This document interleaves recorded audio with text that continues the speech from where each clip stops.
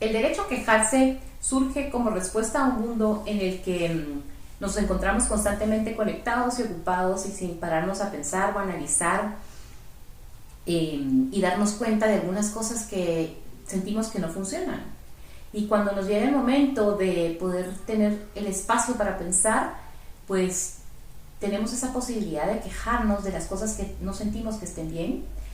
Y la queja tiene como propósito, pues, tener la capacidad y el derecho de sentir ese malestar para poder después posicionarnos, tomar decisiones informadas y más que sean más desde la razón que de la inercia, y proponer posturas de vida ante lo que nos sucede y ante el mundo en el que vivimos.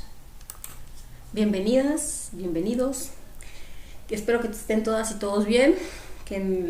Estamos aquí nuevamente la compañera Lucía Reynoso y Sonia Vélez para acompañarles con nuestro podcast el día de hoy, mientras ustedes lavan, barren, van en el tráfico, cocinan, caminan, de preferencia caminen por favor, o vayan, si están sus posibilidades, vayan al gimnasio, muévanse, y no por la belleza, sino porque ya vamos para viejas y viejos, nuestro target y nosotras, y la idea es llegar pues con una vida plena hasta el final de los días.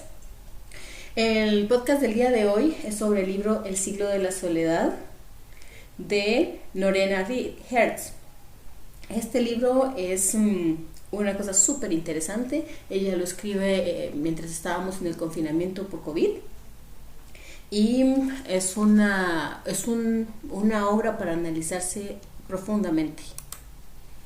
Este es un libro que da para analizar muchísimo, pero también fíjate que ya estamos a casi media década del inicio del confinamiento por COVID, y muchísimas cosas con la aceleración de cambios que tenemos en el mundo seguramente se tienen que ir adaptando a lo que ella nos presenta como estadísticas que les vamos a enseñar el día de hoy, de la soledad y de sus formas y sus manifestaciones en nuestras sociedades.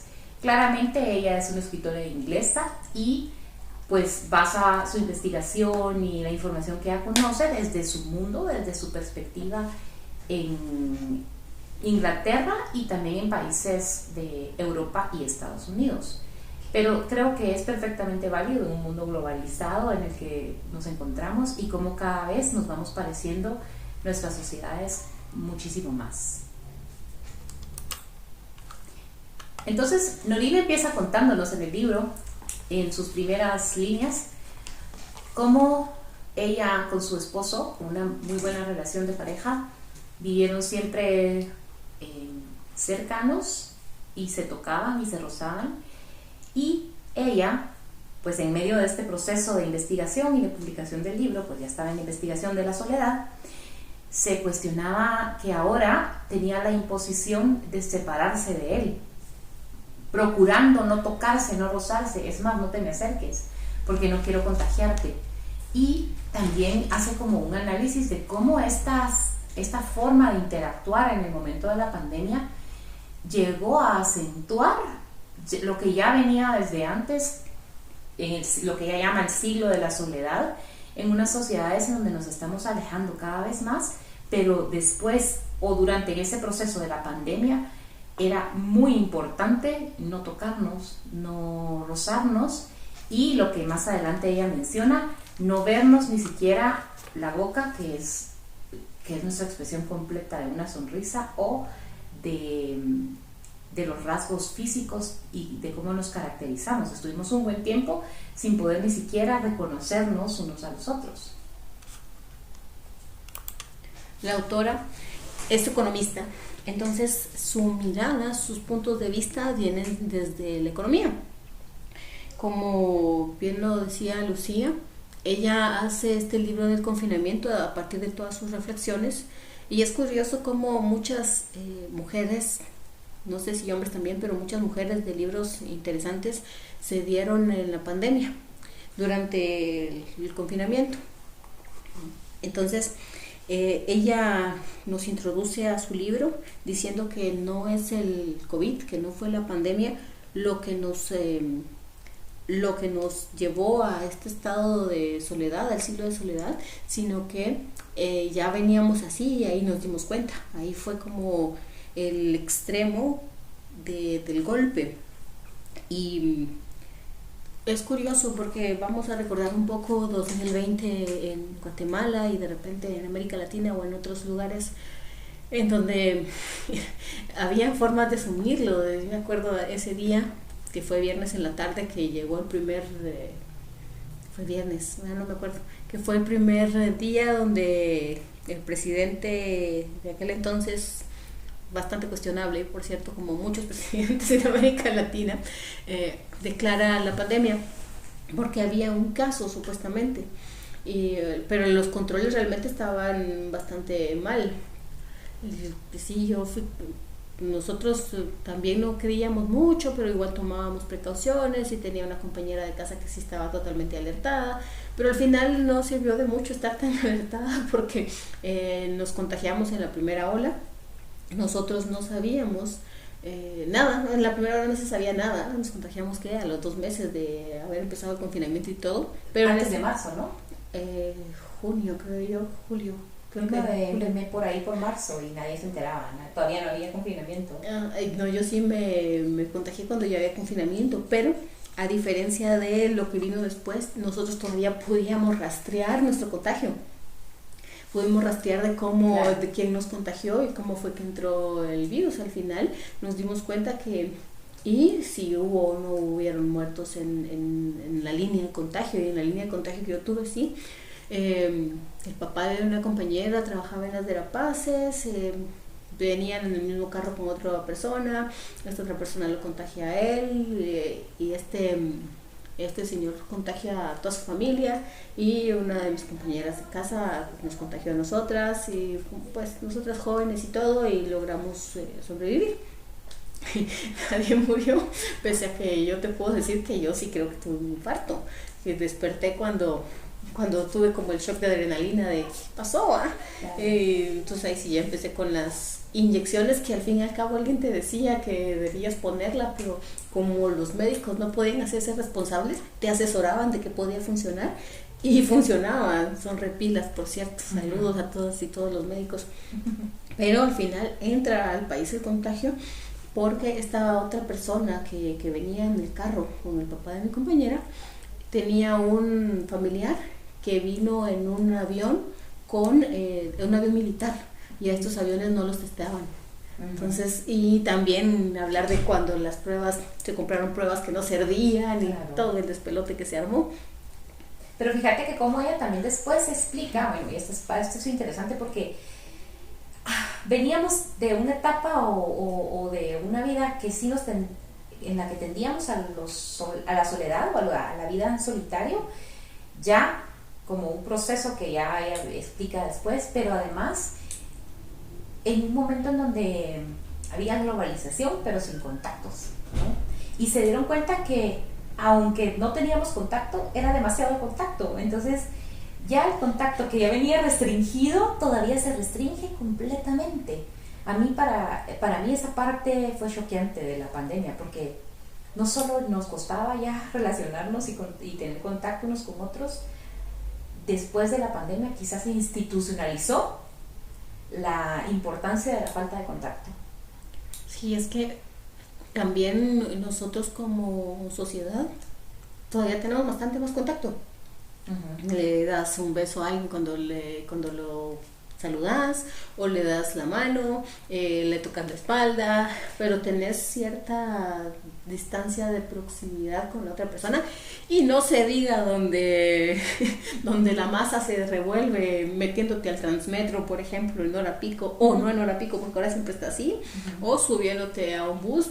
Ahí ya no hay... Ahí hay un nosotros, no hay un yo, un nosotros colectivo. Bueno, pero ahí ella hace una distinción interesante, ¿no? Del que aunque estés con otros no significa estar acompañado, ¿verdad? Sí, significa que estás disociado, intentando pensar que estás en otro lado. Claro. Entonces estás con audífonos, metido en el teléfono, intentando mentalmente no estar ahí, porque sí, es horrible y súper incómodo. Y para algunas personas. Pero yo no sé si es cómodo para alguien estar en Transmetro a mediodía con aquel calor de la fregada. llenísimo de gente. Igual mira cómo entra la gente al metro de Tokio, el tren de India, el metro de México. Puede ser incómodo, pero puedes tratar de hacerlo más cómodo, o tal vez la gente antes lo hacía más cómodo propiciando el diálogo con el vecino, conociendo a alguien, ocupando el tiempo que llevas ahí, en vez de estar inmersa en la música, que es lo que generalmente oyen, pues conversando con otro ser humano que te hace pues olvidarte un momento de esa incomodidad que tiene esta situación, ¿no? Tú ves, pues así, si te subís un metro como turista, pues ves claramente quién es el turista, porque es el que va contento, ¿verdad? Que seguramente cuando va a usar el metro en su país va con la misma cara de descontento que todos los demás, pero realmente esa pérdida de contacto humano, y en donde tú sabes que si encontrarte con otro te puede traer no solo el beneficio de enfrentar la incomodidad, sino la posibilidad de entender el mundo desde una perspectiva distinta, de conocer simplemente realidades distintas. Nos hemos limitado muchísimo a esas posibilidades desde el momento en que entendimos lo que ella muestra, que una investigación después dice, ¿no? La cortesía negativa de no interrumpir el espacio privado del otro. Eso ya es una digamos, regla de convivencia, y que realmente para mí es como bastante novedosa. Sé y entiendo que todo el mundo pone sus límites desde siempre, pero es novedosa y también peligrosa, porque yo creo que una de las cosas que también nos cuesta a nosotros con este siglo de la soledad, aparte de tener la posibilidad de contactar con otros, es que no hemos aprendido a estar con nosotros mismos, ¿verdad? Entonces vivimos una soledad no solo externa, sino interna. Ocupamos nuestro tiempo en distraer nuestros sentidos probablemente, pero no en acompañarnos a nosotros mismos. Creo que los millennials ya no saben lo que es, pues, estar un rato solos, sin un aparato que les ocupe el espacio, y aprender a estar consigo mismos, ¿no? El primer capítulo nos trae primero nos trae a recordar lo que sucedió en 2020, que cada uno de los contextos fue diferente y fue matizado y vivido distinto a partir de la cultura, a partir del lugar donde se vivía y a partir del estrato socioeconómico que todos teníamos. Y ahí ustedes y yo recordaremos en este momento cada video, cada ridículo, cada cosa que sucedía, y cómo en algún momento tal vez nos atreveremos de hablar de nuestras posturas acerca de la idea del reset social, porque ahí todos nos fuimos que no se descargó TikTok, nos fuimos a jugar Free Fire, nos fuimos a conectarnos, a tratar de conectarnos un poco más con videollamada, pues estaba la paranoia de entonces qué hacen con nuestros datos, y que casualmente se bajó Telegram. Nos bajamos un montón de, también Signal, y un montón de cosas que hicimos, que incluso otras cosas que creíamos que en algún momento, especialmente sobre las vacunas, que ahorita sí, con los juicios que están sucediendo y con el Guillain, ¿cómo se llama esta enfermedad? El Guillain no sé qué, que ya se están demostrando en Argentina. La semana pasada salió una noticia que se demostraban vínculos con la vacuna de Pfizer y o era con la otra. Bueno, busquen la noticia, ahí está. Igual la trombosis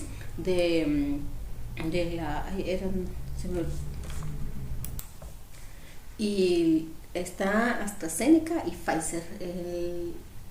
En el Reino Unido tienen ahorita, creo que fue Pfizer el que ya retiró del mercado su vacuna de COVID. Tienen una demanda millonaria. Igual ahorita en Argentina me parece que es hasta AstraZeneca la que está vinculada con la trombosis. Y en Guate hay bastantes casos de esto. Una compañera me hablaba de que personas súper sanas de su comunidad, que es una aldea lejana, que fueron vacunadas y que tienen ahorita muchísimos casos de trombosis. Y no es cosa menor. Entonces, en aquel entonces se hablaba, pero no podemos decir, está la probabilidad de que suceda que hay otros factores que intervienen, que no significa que las vacunas no sirvan, al contrario, significa que después hay un riesgo y que ocurrió el riesgo a partir de cruzar algunos factores. Pero el vacunarnos sí nos permitió volver a salir a la calle y tener otras posibilidades, o volver un poco a la vida como la conocíamos antes. Pero de eso, fíjate que lo tremendo de digamos, el no contacto pretendía no enfermarnos, y para no enfermarnos nos pusimos unas vacunas que probablemente tenían como consecuencia la muerte, o tuvieron para algunas personas. Entonces creo que dentro de todo este proceso de aprendizaje de la pandemia tendría que estar la importancia de poder equilibrarnos. Claro que no lo sabíamos en ese momento, y es un análisis que se hace después, y que por cierto las estadísticas que ella presenta deben ser actualizadas, pero la importancia de entender que lo vimos en ese momento en la pandemia, el contacto y el estar realmente acompañándonos, y también la importancia de entender que el riesgo de enfermarnos está ahí, y que no necesariamente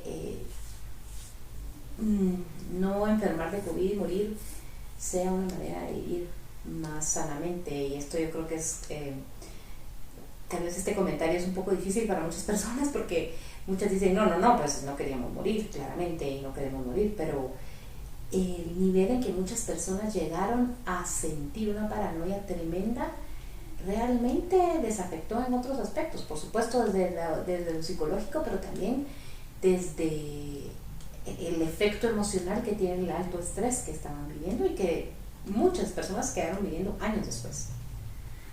Sí, a mí me hace pensar en cómo esto que decías hace un rato, ¿no? Cómo el teléfono sustituye los tiempos solos, los tiempos que pueden ser dolorosos. Entonces vamos a la tendencia humana a sentir placer todo el tiempo y el hedonismo. Exacto. Pero el placer instantáneo que por ejemplo te puede dar, lo que hablábamos la otra vez, el TikTok, el estar pasando reels, que al fin y al cabo también te van a causar un daño. O sea, los chinos ya te dijeron, estos estudios están que todo te lleva.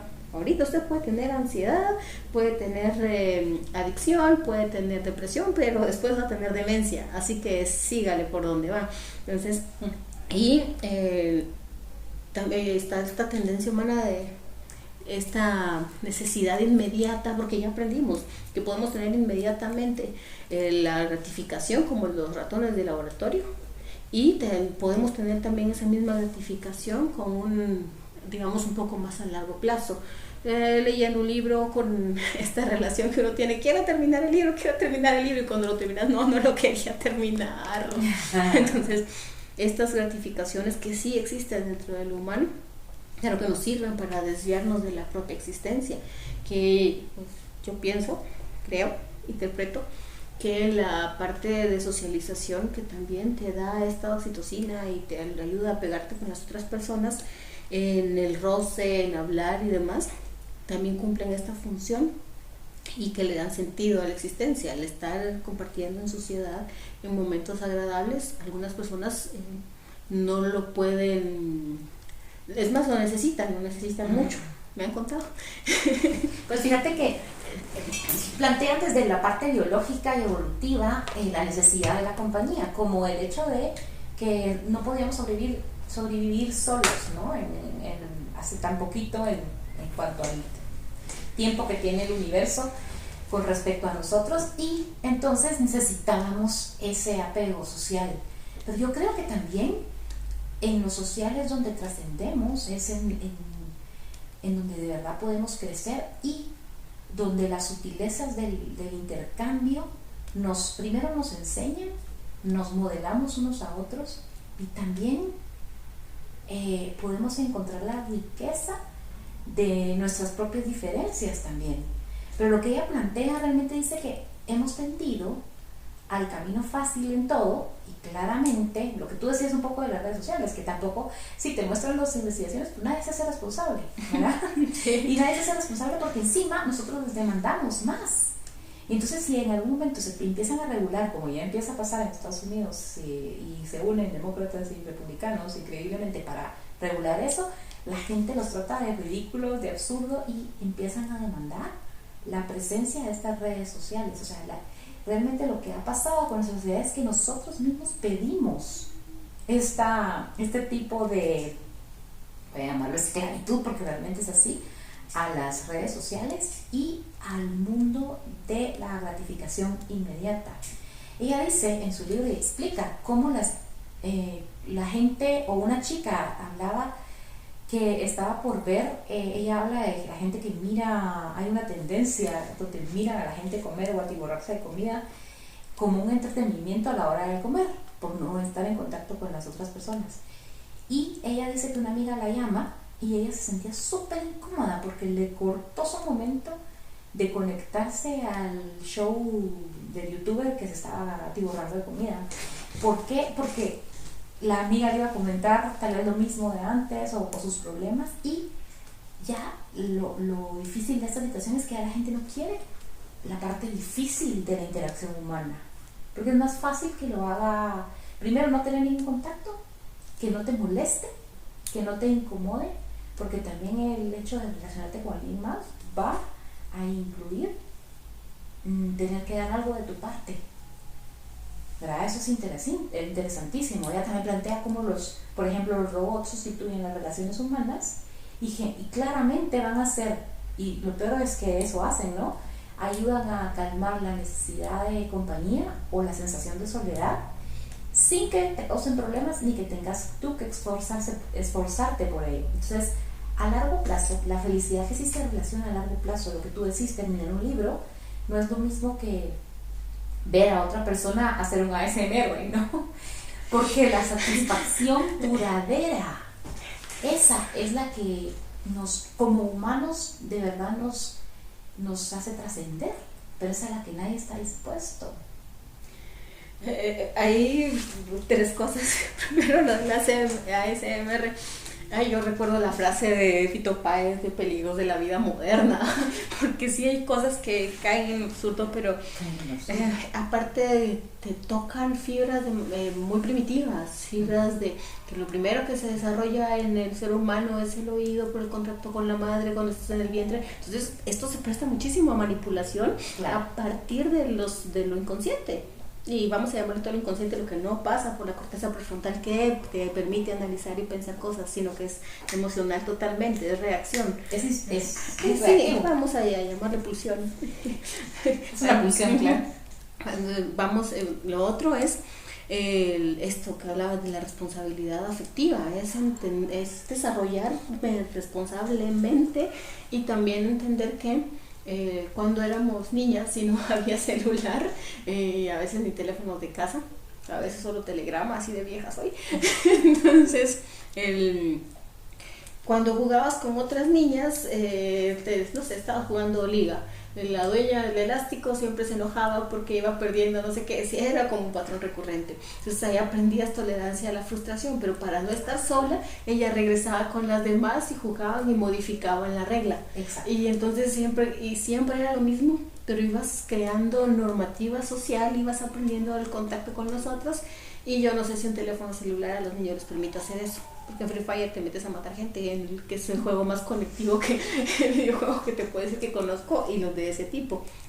Y lo otro es que me parece muy genial que se esté legislando acerca de las redes sociales, pero en este caso, digamos, en el cuento, en la legislación que tienen, la restricción sobre TikTok, es una cuestión política. Uh-huh. Es una cuestión para que los estadounidenses promedio, digamos, este monopolio de la televisora estadounidense y las agencias de noticias que te están contando una narrativa para que la gente siga votando en pro de la guerra, que ya vimos que están financiando en varios lugares del mundo en este momento. Uh-huh. Y que solo les llena los bolsillos a los fabricantes, a las macroempresas. Es que Chomsky en un documental dice que en la guerra en Irak hubieron 4 grandes ganadores. Estaban los ejércitos mercenarios, que son ejércitos contratados, el ejército, las constructoras y una ONG grande llamada PCI. Son los grandes, los que ganaron prácticamente. Uh-huh. A partir de toda la destrucción de... bueno, me salí del tema. Entonces, bueno, Norina nos cuenta también en ese primer capítulo de su libro que ella contrata a una amiga y para probar cuál era la experiencia. Y eso dice. Y porque habían 620,000 amigos que estaban suscritos a esta plataforma de renta o alquiler de amistades. Y ella espera a esta chica, estaba un poco nerviosa, dice ella, porque pensaba que si amistad era como una forma de cerrar otras formas de relación. Y entonces finalmente dice que es una chica súper encantadora, que juega muy bien su papel, que le cobra $80 la hora. Y le cuenta que claramente personas muy ocupadas, de puestos claramente donde pueden pagar esto, que son mandos medios y altos de empresas grandes, la han contratado precisamente porque no se dan el chance ni el tiempo de buscar una amistad o una persona con quien salir, y necesitan a alguien que les pueda acompañar. Y esta experiencia me hace a mí pensar, también hace muchos años, pre-pandemia, sale una serie que se llamaba Billions, yo creo que fue en el 2019. Billions. Que pegó muchísimo, Billonarios. Ajá. Y trata de dueños de corredores de Wall Street. Y uno de ellos tenía un acompañante, una, entre comillas, pareja, que realmente le pagaba por cumplir este rol. Y eso es bastante común y es impresionante la cantidad de propagación de este tipo de servicio que ha ocurrido en el mundo. Y él, bueno, en algún momento en una escena, siendo un billonario, o sea, dentro de los estereotipos que se tienen de relaciones, donde cualquier mujer puede estar con él con tal de poseer su dinero, o lo que fuera, o los privilegios que pudiera tener ser pareja de él.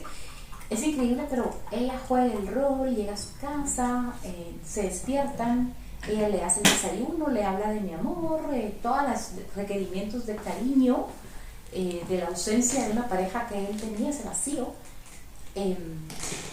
Se suben juntos al carro y la deja medio camino, porque ya terminó su rol para el que fue contratada, que era cumplir como que fuera su esposa. Entonces hay una gran demanda de compañía que no hemos sabido suplir, precisamente porque, como lo que tú decías hace un ratito, no hemos desarrollado y mantenido las relaciones lo suficiente para poder llegar a aprender y a modelarnos unos a los otros. A mí me llama muchísimo la atención desde que empezó el Tinder y compañía de apps de citas. ¿Cómo puede ser tan fácil entrar a una página, a una app y empezar a descartar gente porque no te gusta cómo se mira? Porque tienes que venderte ahí con fotos y si no te gusta, le das no me gusta, y el que te gusta vas a ver si te da la gana de moverte para conocer a esa persona. Y hacer esto constantemente. Pero si la otra persona no hace con vos eso, también te descarta. Claro, por supuesto, a todo el mundo le pasa, ¿no? Pero cuando finalmente vas, haces el match, la gente se queda hablando en mensajes porque nunca tienen la valentía de atreverse a vivir. Entonces ni siquiera porque tienen el app se atreven a juntarse, a reunirse, a verse. Y cuando al fin lo hacen por una vez. Probablemente el sexo, probablemente no. Y se acabó, pero siempre desde una perspectiva superficial. No son relaciones que van a durar, permanecer. Claro que hay gente que se pareja después de eso, pero en general mucha gente utiliza estos medios para cumplir o suplir alguna necesidad que no se están dispuestos a dar de sí para ese compromiso afectivo que tú decías. Esto me causa gracia porque viene a mi mente primero Pretty Woman, Mujer Bonita, que era como el chance de Julia Roberts. Segundo, en las películas cómo te reflejan las amplecitas, desde tienes un email hasta con Julia, ¿quién era? Meg Ryan y Tom Hanks. Ajá. Desde ahí empieza a hablarte de cómo estas macrociudades empiezan a hacer sentir solas, miserables y chiquitas a las personas. Los estudios te dicen que puedes conocer alrededor de 150 personas alrededor, y no sé si es este libro o en algún otro lado leí que decía que, no sé, creo que es aquí, más adelante, que te dice que si vos saludaras a todas las personas que vas conociendo, por ejemplo, mientras vas, antes de llegar a tu destino ya te quedaste sin voz. Wow. Así de, yo lo pensaba, por ejemplo, la San Carlos, pensamos en la Landívar, desde que te bajaste del parqueo, o en mi caso, desde que te subiste al Transmetro, si empezás a saludar a todas las personas, fijo, entre 5,000 y 10,000 personas, vamos, para llegar a tu lugar donde vas. Pero como en ese mar de gente no tenemos la posibilidad de conectar con una, porque realmente para tener, y esta es la parte interesante de la soledad, a ver, la soledad también es otra cosa, cómo se define la sensación de soledad, ¿no? O la compañía en su defecto. Entonces yo creo que a mí me hace mucho sentido esta donde se explica que, a ver, para sentirte acompañado necesitas ser visto y atendido o atendida. Y una persona que te ve y te atiende, entonces es una persona con la que tú sí puedes vincularte. Y con una sola persona con la que tú puedas desarrollar una conexión genuina, con eso tenés satisfecha esa necesidad de conexión real con las personas. Pero entre el mundo y entre el mar de gente, nos hemos cada vez visto más limitados para poder conectar con esas personas. Es increíble que no tenemos la capacidad de encontrar una con quien yo puedo vincularme. Y es que, digamos, esa capacidad tendría que ser una capacidad evolutiva también. Exacto. Para poder recordar estos nombres, caras y demás. Entonces, de alguna forma es como un mecanismo de protección psíquico que te dice, no puedo con esto, me cierro y me disocio para sentir que no estoy aquí, a diferencia de cuando vas llegando a tu cuadra, por ejemplo, y te encontrás a alguien ahí parado que conoces porque lo has visto siempre, le saludas, alguien que vas a comprar tortillas y qué tal, cómo está, no sé qué, y los patojos, ahí tenés un poco más de chance de involucrarte con toda su vida. En algunas sociedades, Sonia, te diré, porque tú creciste tal vez en lugares donde se conocían más, pero yo crecí en la ciudad, y en la ciudad, bueno, y encima,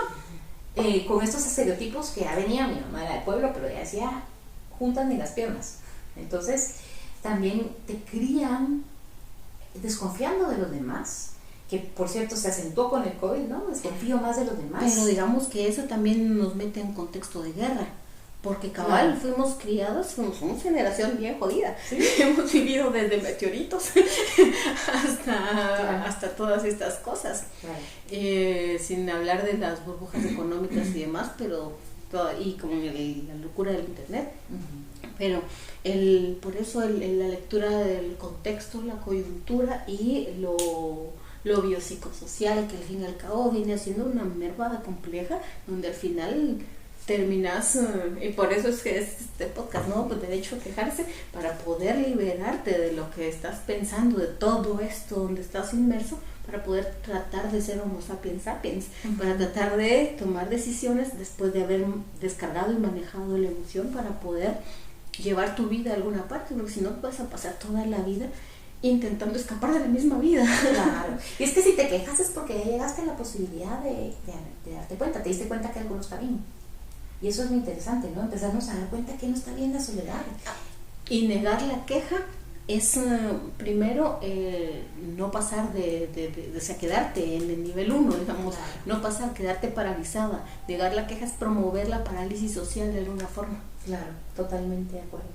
Fíjate que ella también explica cómo es posible que hay mujeres en Japón, ella cita creo que a otro autor o a alguien más que hizo una investigación con mujeres mayores, porque obviamente en Japón había fabulosa eso es increíble, y las señoras cometían delitos menores con tal de ir presas para poder tener compañía, para poder tener con quién hablar, para tener con quienes socializar.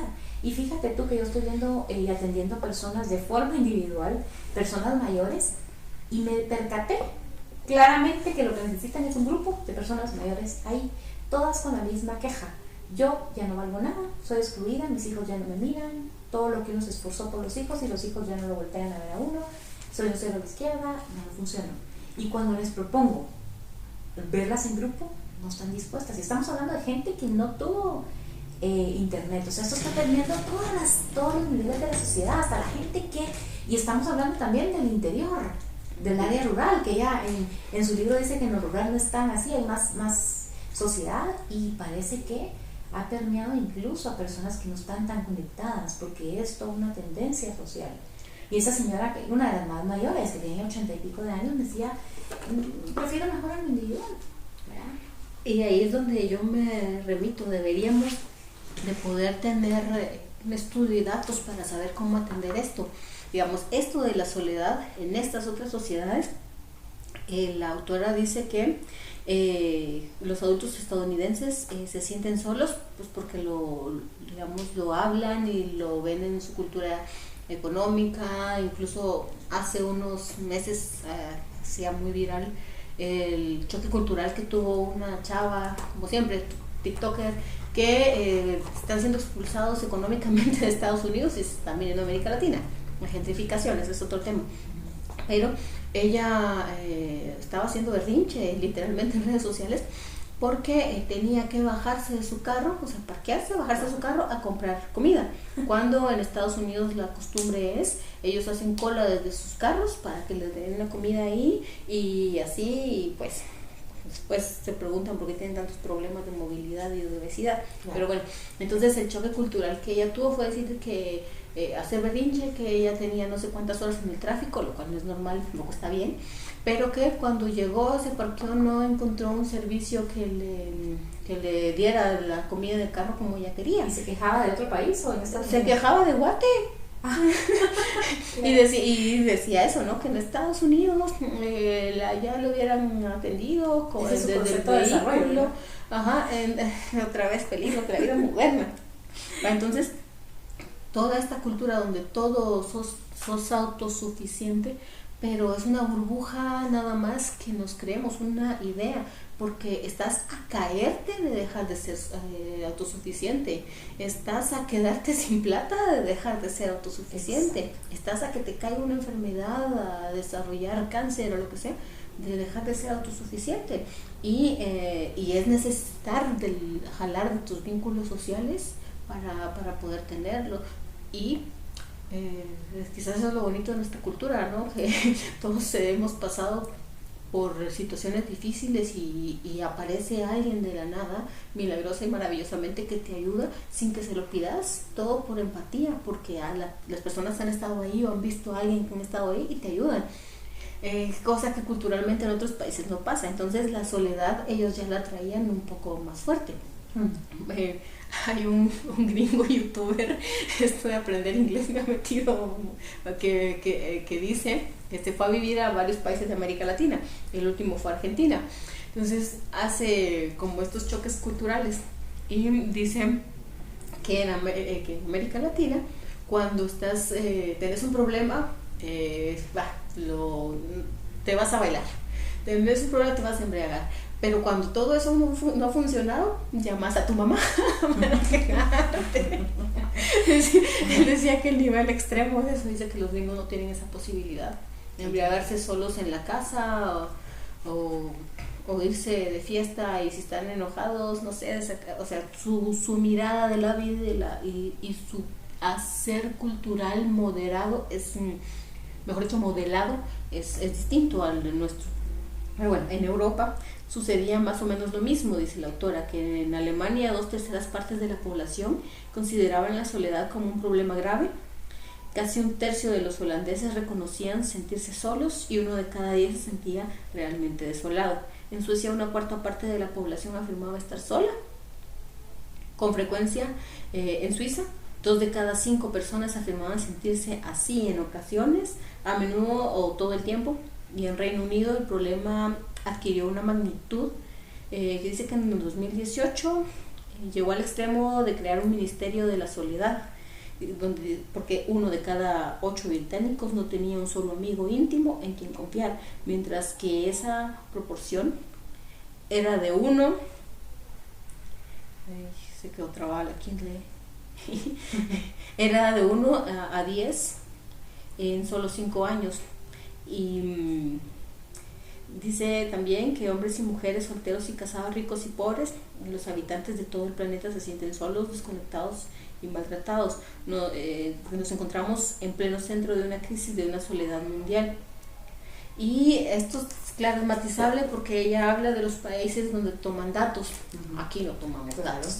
Aquí, mejor que no se sepa, metemos el problema abajo de la alfombra y nos olvidamos, que va un poco por cómo socialmente trabajamos los problemas. Pues, de vergüenza, culpa, los escondemos. Lo que decías de las señoras que sí, me siento así, pero solo quiero quejarme, no resolverlo, porque tendría que asumir mi responsabilidad y mi vergüenza.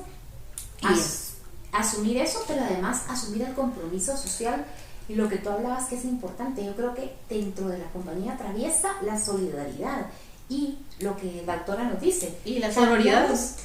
Sí, y cambiamos los conceptos de nosotros somos en colectivo a lo individual. Es una cultura de lo individual, que es lo que ya hemos hablado en los otros podcasts, ¿no? Yo puedo, yo lo hago, yo lo logro producir.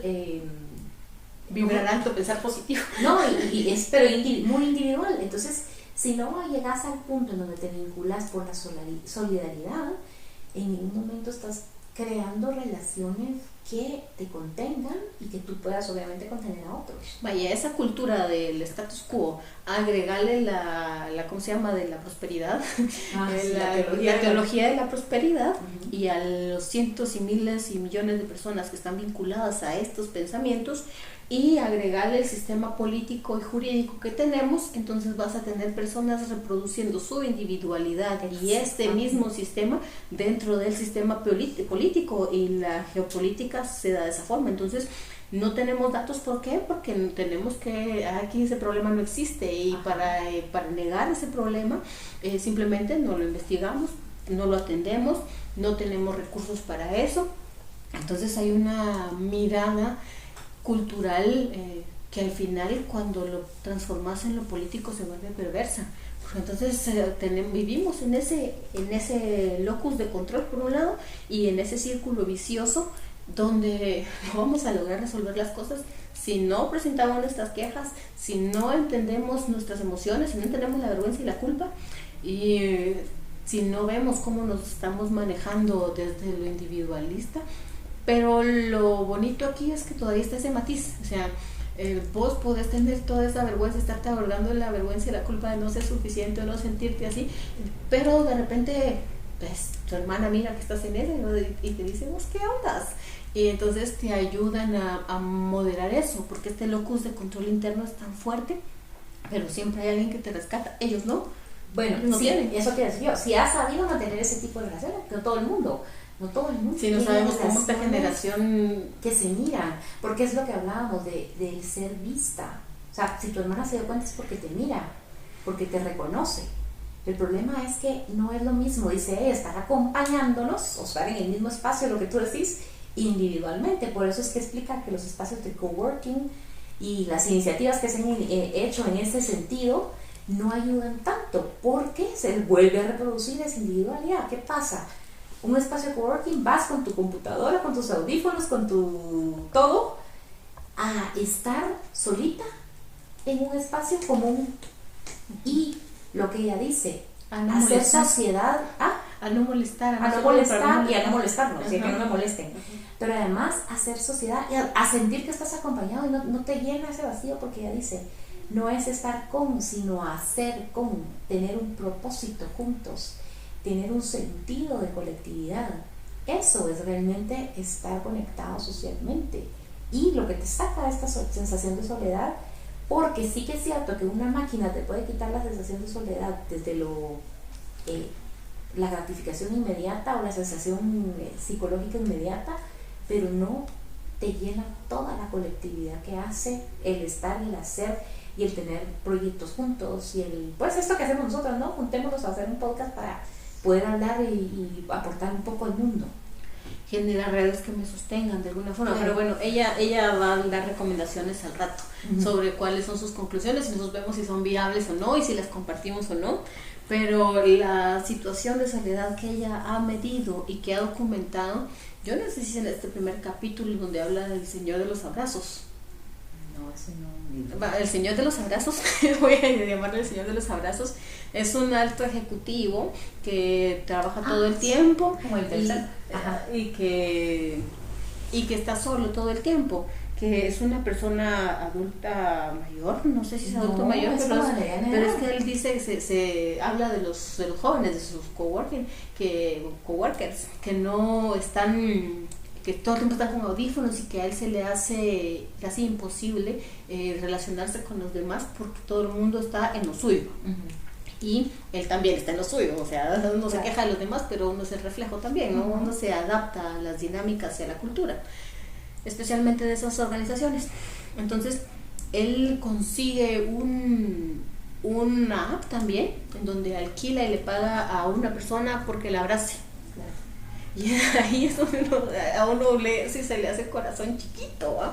Le paga no sé cuántos miles porque dice que ya no le alcanzaba para pagar la renta, entonces se pasó a vivir en su carro solo para poder ser abrazado durante 1 hora o 2 horas sin decir nada más, solo ser abrazado. Eso a mí se me hizo muy duro, muy radical. Y esa historia duele, a mí me dolió también no solo por el hecho de que increíble, están dispuestos a pagar por beso, por cariño, pero también porque son incapaces de saber cómo estar solos, de una soledad edificante y constructiva en primer lugar, ¿no? Entonces se les llega a necesitar y tener esa sensación de carencia, pero también porque si hubiera una posibilidad de tener esa disposición de buscarte un café con otro ser humano en donde hables 2, 3 preguntas trascendentes de la vida, ya logras un vínculo que te llena. Y yo lo que pienso ahí es en la sexualización de la sociedad.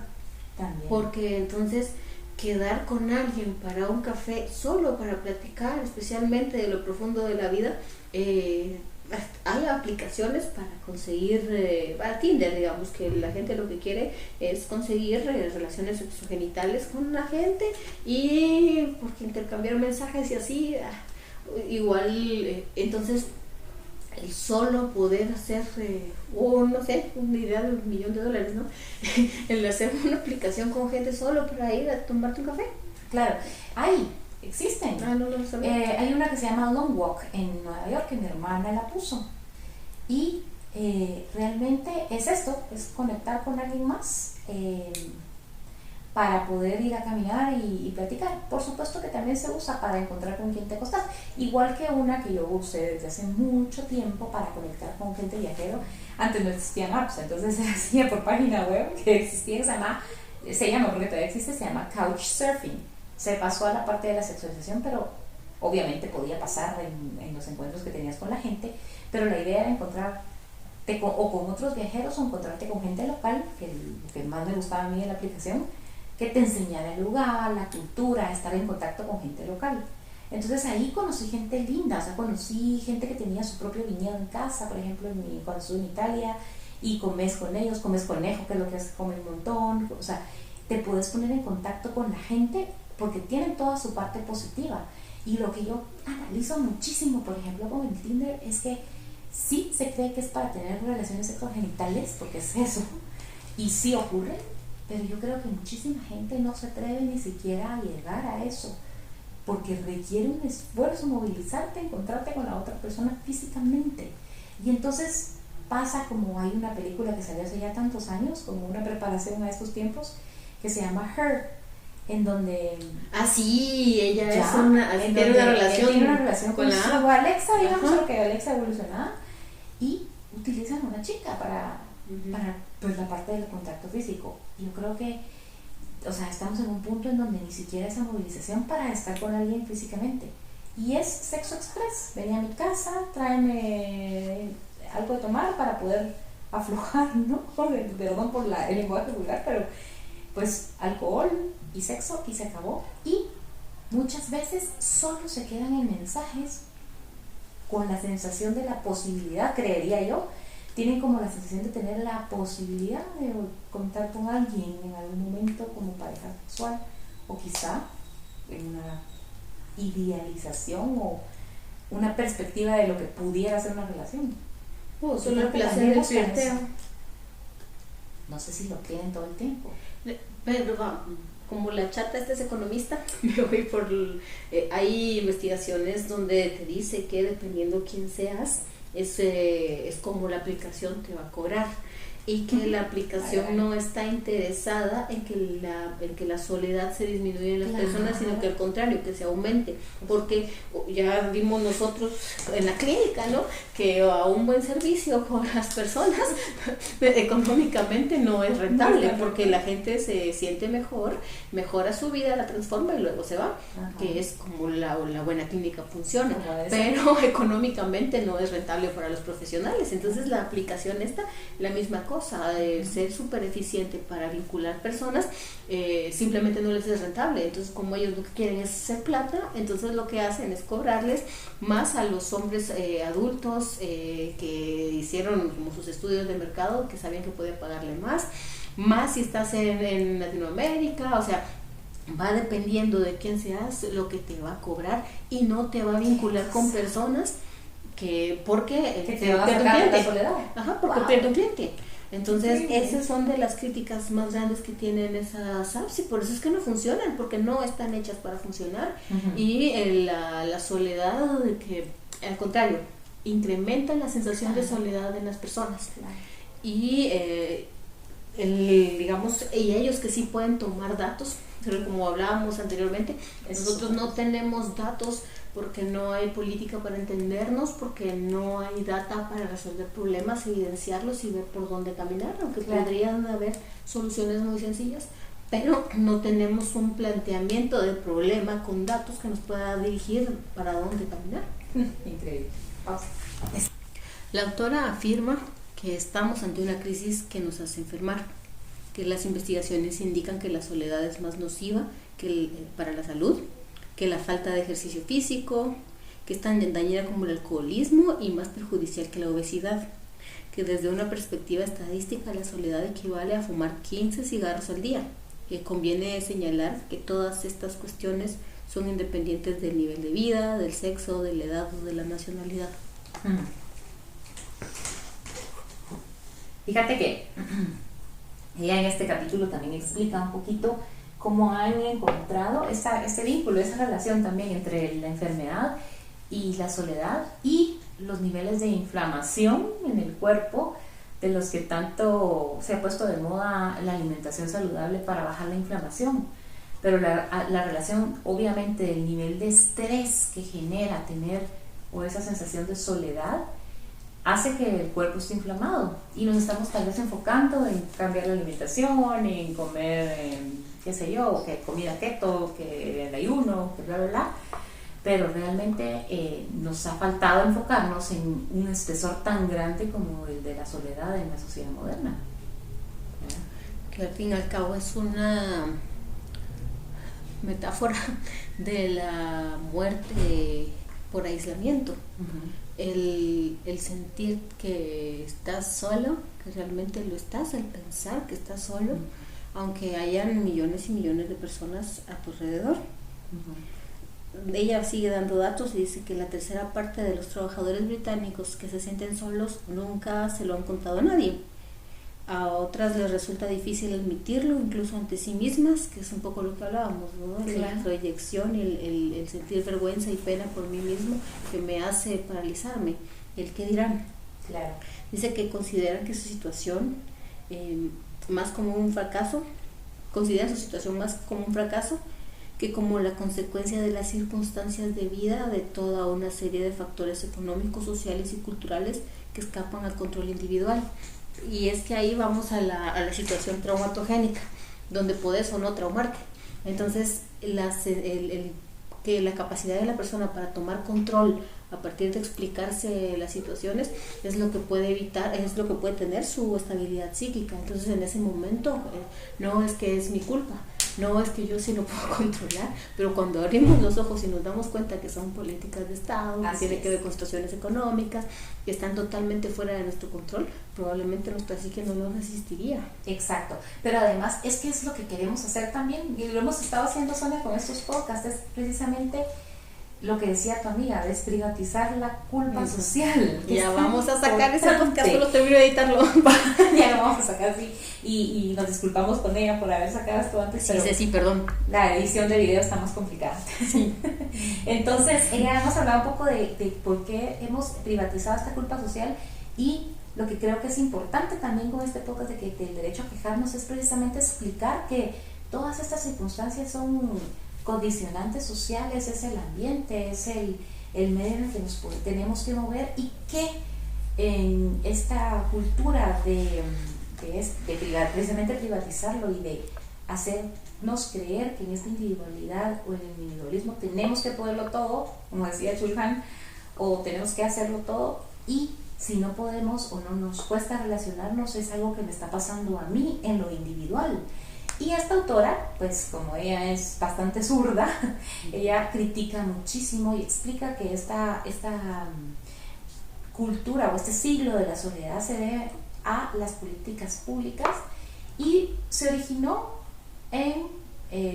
desde el neoliberalismo, cuando se instaló toda esta postura de la hiperproducción, y que la persona que está, ella lo dice más adelante en otro capítulo, pero la persona que está afuera, los jóvenes sobre todo, que están socializando, o los que intentan socializar todavía, están siendo castigados por lo que ella después habla y explica como una arquitectura de la soledad, ¿verdad? Espacios, dice que hay parques en algunas ciudades donde les ponen un ruido que solo los jóvenes pueden oírlo, porque hay y ahí descubrí el término hipermetroacusia, una cosa así que tiene que ver con la dificultad de la vista que conocemos a los 40 y tantos, pues empieza también a pasar a nivel del oído, y los ahuyentan de esa manera, ¿verdad? Como ahuyentan la vida social también, y entonces tendemos a privatizar esa culpa social que realmente está diseñado para que nos mantengamos en esta individualidad. Si tú tomas tiempo para hacer amigos, en un mundo de hiperproducción estás perdiendo el tiempo, ¿verdad? Si te tomas el tiempo de ir a tomar un café o de simplemente salir y hablar con el vecino, estás perdiendo el costo de tu hora de vida, ¿no? Cuando a mí sí me parece que el neoliberalismo viene a hacer muchas cosas feas. Para empezar, que tiene esta mirada de que el Estado les hace estorbo, pero lo único que tenemos las personas para no caer totalmente en la esclavitud es el Estado. El Estado es el que te proporciona educación, cómo nosotros la organizamos es otra cosa. Por el momento nos va ganando la educación por competencia, que es básicamente para el trabajo, no para la libertad humana, pero eso es un tema para otro día. La salud, digamos, como el neoliberalismo, digamos, si el Estado se encargara de tener todas sus empresas, ¿cómo lo digo? Imagínense ustedes que el hospital, imagínense, así funciona. El hospital tiene muchos contratos para hacer, entre comillas, más rápido, ¿no? Pero si el hospital tuviera sus propias farmacéuticas, produciera sus propias medicinas y el Estado pagara por eso, contratara personas para que lo hiciera, digamos, todo el círculo dentro del Estado, tendrías siempre medicinas, tendrías estudios sobre medicinas, habrías desarrollado otro tipo de industria, y el Estado sería fortalecido porque el Estado lo cumple absolutamente todo. Entonces el Estado podría darte estas explicaciones y demás, pero no, como el neoliberalismo lo que propone es empezar a hacer concesiones y como vender pedacitos de Estado, y esto lo debilita muchísimo. Entonces tenemos problemas como en el MISIRI, por ejemplo, donde dan no sé cuántas cantidades de millones y las obras no caminan, no funcionan, y al final estás pagando por por el liberamiento de Chimaltenango, y vos pasas y te das cuenta que parece que con brocha le echaron el concreto a la pared, entonces viene y hace así el aire y se cae un pedazo, y la gente tiene que pasar porque aparte el liberamiento funciona muchísimo. es absolutamente necesario. Entonces la gente pasa muy muy rápido porque tiene miedo de que le caiga un pedazo de montaña. Claro. O sea, es muy necesario. Pero entonces si el Estado fuese responsable, fuera un Estado fortalecido, fuese responsable, tuviera todo como funciona, funcional, funcionaría muchísimo mejor para los demás, para todos los demás, pero no. La época neoliberal que empieza a entrar fuerte con Arthur y Berger en este país, empiezan a condonar todo. Se dice que en la época de Berger es casi que fuimos todos obligados a tener que hablar inglés para sentar las bases para toda la industria de call centers, por ejemplo. Entonces de esa forma es que medio van funcionando las cosas. Pero el neoliberalismo te dice eso, que es el Estado el que debe estar débil. Bueno, no lo dice así, pero sí se debilita a los estados para que puedan hacer grandes negocios y tener nuevos ricos, a partir de que todo lo acumulado y recolectado por el Estado en Producto Interno Bruto vaya a manos específicas, individuales. Se convierten realmente en el enemigo obviamente, del neoliberalismo, pero para la gente de ellos mismos, según las mismas personas, ¿no? Es que yo me esfuerzo individualmente para conseguir lo que tengo, la economía de las libertades, ¿no? Y la radio y todo lo que hay alrededor de esto, la libertad individual. Pero, entonces, que del pelo, que yo trabajo, yo produzco, yo empresa con privilegios, con concesiones del Estado y con contratos específicos y solo para mí y mi gente. Pero yo lo estoy produciendo, yo estoy haciéndolo con la fuerza de mi esfuerzo, ¿no? Y que el pelo que entonces el Estado venga y reparta esto a los demás. Y cada vez más permea nuestra subjetividad de ver al Estado como el enemigo. Y ella decía una cosa. Y no tenemos seguridad por culpa del Estado, no porque ellos estén pagando coimas para que a ellos mismos se les den las mismas cosas. Y además porque se sienten inseguros los demás, siendo conmigo a la espalda.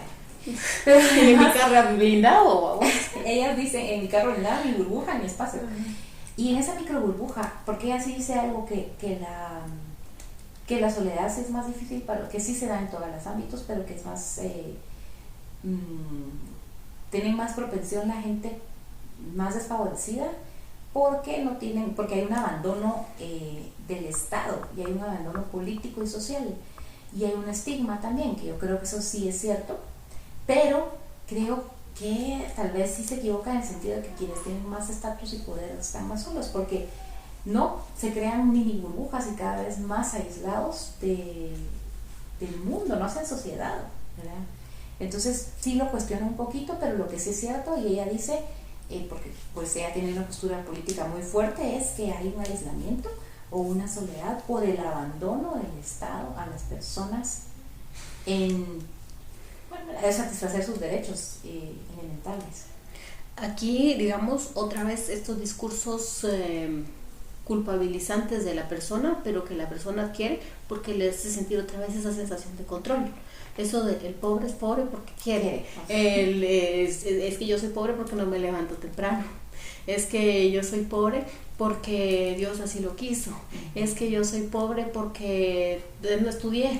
Es que yo soy pobre porque no sé hablar español. Entonces son todos estos discursos que son elaborados ad hoc para cada una de las personas, desde cómo siempre son discursos de la gente que acumula la riqueza para que el otro se pueda explicar su mundo. Entonces es parte de la cosmovisión de las personas, y las personas asimilan estos discursos porque es al fin y al cabo lo único que les queda. Es como pensar que en esta vida está llena de sacrificios porque estoy abonando mi terreno grandísimo y mi mansión en el cielo. Son discursos que me hacen seguir trabajando y produciendo para el otro, con esta sensación de control, porque sin ver la realidad es difícil, es duro, desestabiliza a las personas, y por algo es que están construidos en el ser humano. Claro. A todo esto, la autora se pregunta qué es la soledad, y se da cuenta que no es la única que se lo ha preguntado. Se encuentra estudios que hicieron en Estados Unidos, en UCLA, perdón, es que no me sale porque tengo la garganta toda inflamada, pero dice que 3 investigadores hicieron un cuestionario estadístico donde las personas podían responder de 1 a 5 dependiendo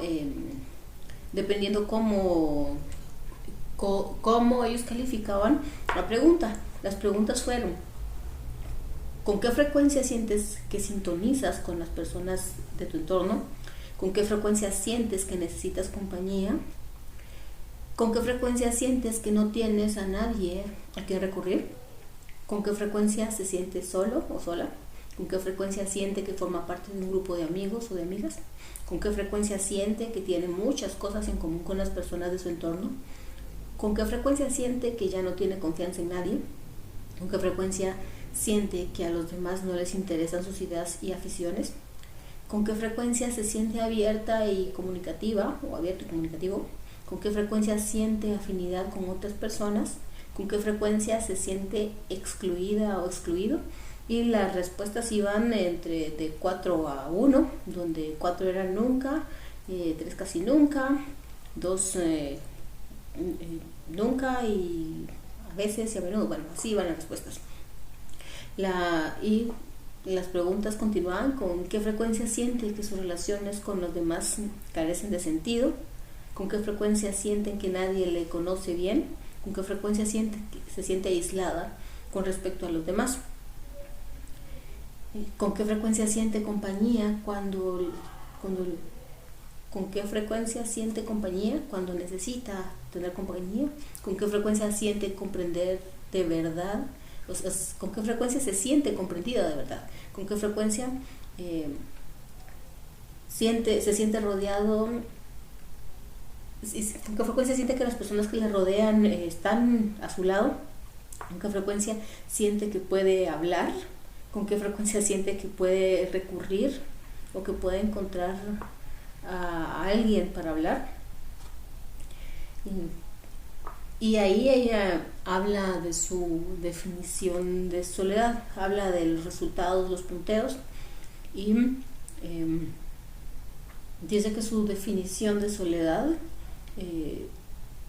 para la autora, la soledad no es solo la falta de amor, la sensación de estar sola o la falta de compañía y cariño.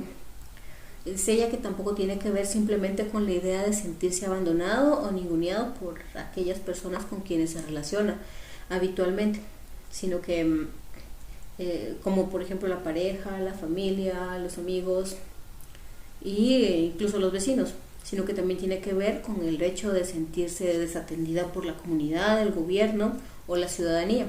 Dice que ya la define como la sensación de desconexión, no solo con respecto a aquellas personas en las que deberíamos confiar, sino también con respecto a nosotros mismos. Se trata no únicamente de la falta de apoyo social o familiar, sino también de la sensación de exclusión política y económica. Para ella la soledad es una cosa más sistémica. Es un estado, y también un estado interior, y al mismo tiempo un estado existencial, es decir, personal, social, económico y político, una cosa más sistémica, más integral.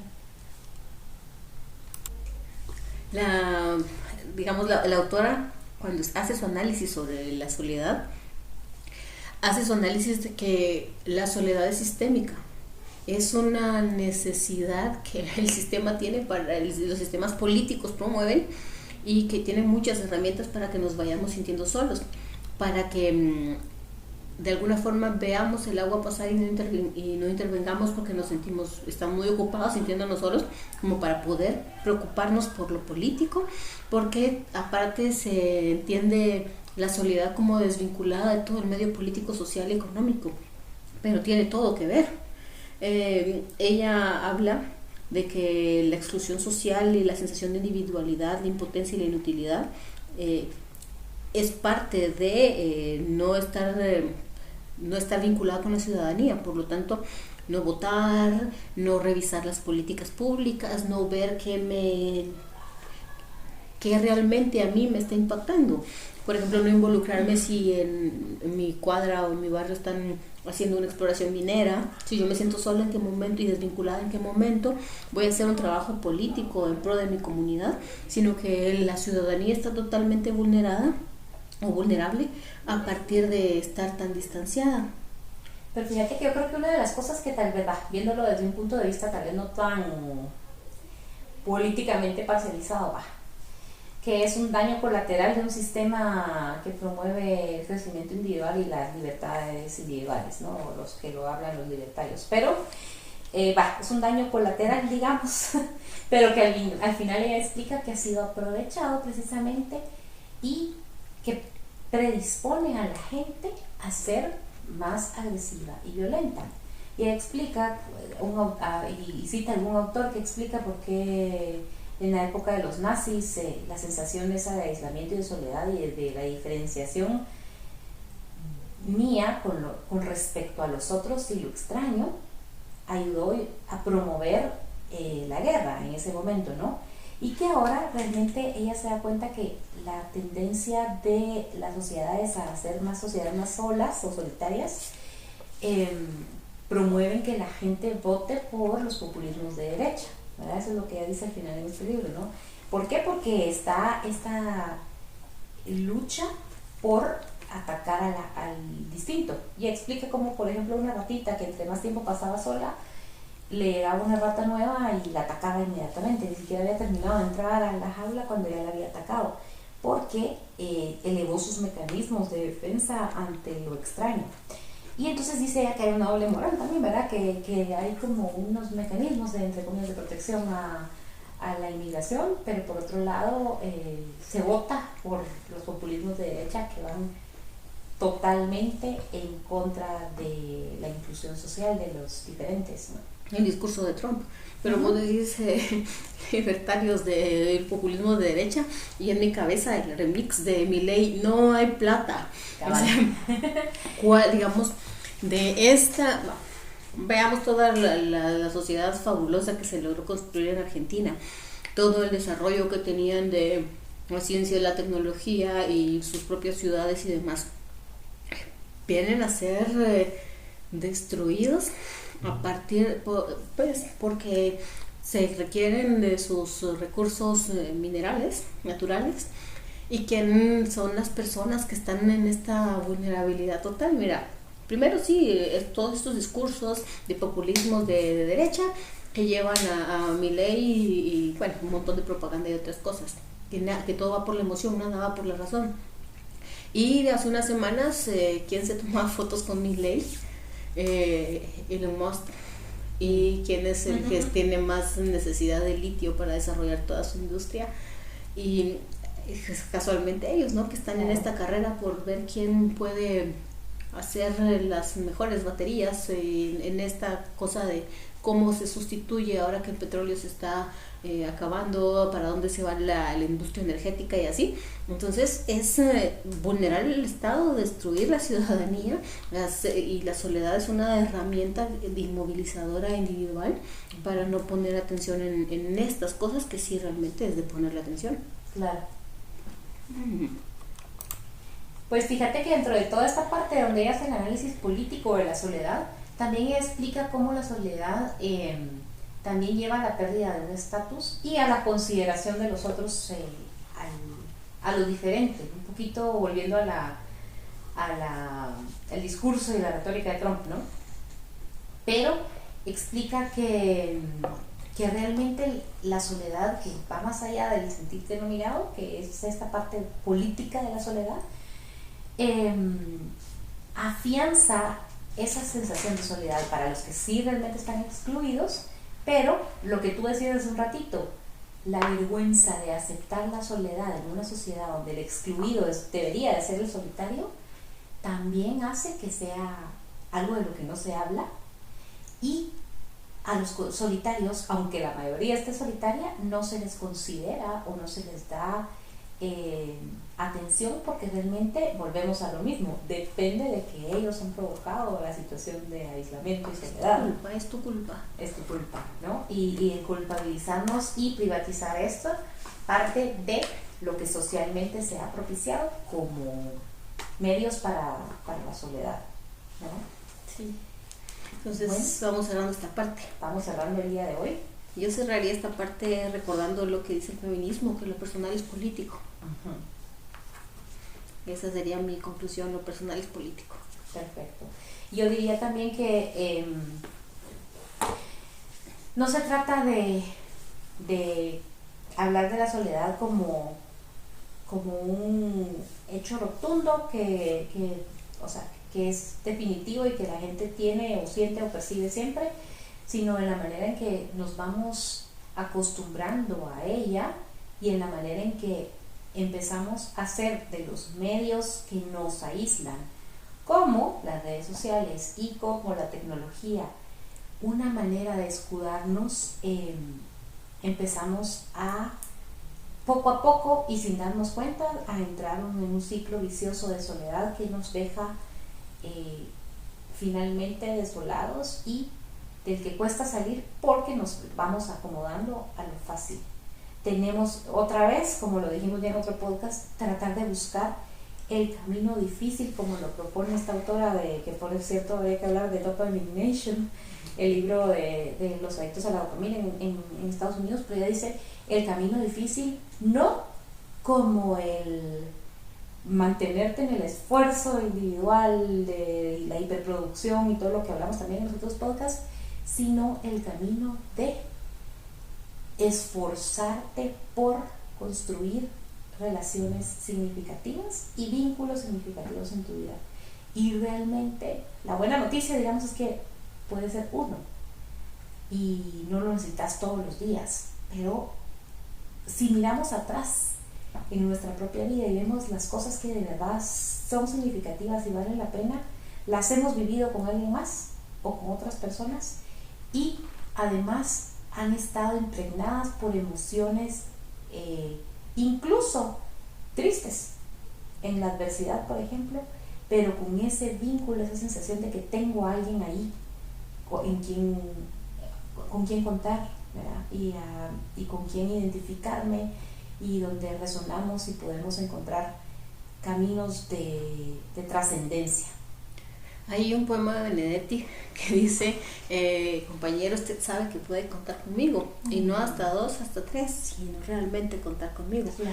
No me acuerdo cómo se llama el poema, sí, el otro día lo volví a leer, pero igual decir que la soledad no es mala, es una parte de lo humano que tenemos para desarrollar creatividad, para desarrollar relación con nosotros mismos, para desarrollar pensamiento y para tener la posibilidad de concentración en otras cosas. Y también la definición de soledad y la diferencia en solicitud. Solicitud es cuando vos decidís y necesitas tu espacio específico, y soledad cuando de alguna forma está atribuido el que pese un poco ese tiempo, uh-huh, que puede estar un poco vinculada a la idea de aburrimiento o un poco de displacer, pero son procesos necesarios para poder tener concentración y avanzar en otras cosas. La cosa es cuando ya se vuelve político manejable y hay unos rasgos de perversidad en esto de lo humano. No sé si ella lo decía o alguien más, cuando decís esto lo recordé, que era, no se propone la meditación para el que tiene tiempo de hacerlo o el que lo hace porque realmente no lo necesitaría, porque ya tiene esa buena relación contigo mismo, ¿no? Es precisamente una propuesta para hacer esto, pero precisamente porque lo estamos necesitando, ¿verdad? Entonces es aprender a relacionarnos con nosotros mismos y lo que tú decías, Sonia, la responsabilidad emocional con otro, ¿verdad? Lo que de verdad vale la pena en este tema. ¿Lo seguimos platicando? Está bien, chao, nos vemos en la próxima, que retomaremos el libro, esperando terminarlo. Entonces, adiós. Abrazos, chao.